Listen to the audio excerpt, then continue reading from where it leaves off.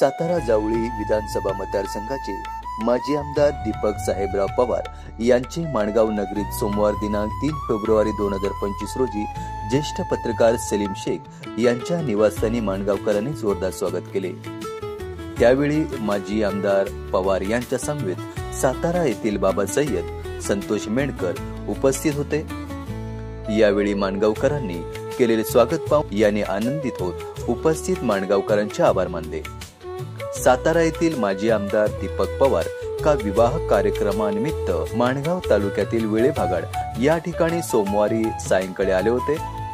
त्यानंतर विवाह सोहळा पार पाडून ते माणगाव येथे ज्येष्ठ पत्रकार सलीम शेख यांच्या जुने माणगाव येथील निवासस्थानी आले। त्यावेळी माजी आमदार दीपक पवार यांचे राजीवचे माजी शिक्षण आरोग्य समिती सभापती ज्ञानदेव पवार, ज्येष्ठ नेते तथा माजी नगरसेवक सिराज परदेसी, विद्यमान नगरसेवक दिनेश रातवडकर, माजी ग्रामपंचायत सदस्य महमूद धुंदवारे, फेटेवाले सचिन गोरेगावकर, ज्येष्ठ पत्रकार सलीम शेख आदी माणगावकरांनी स्वागत केले।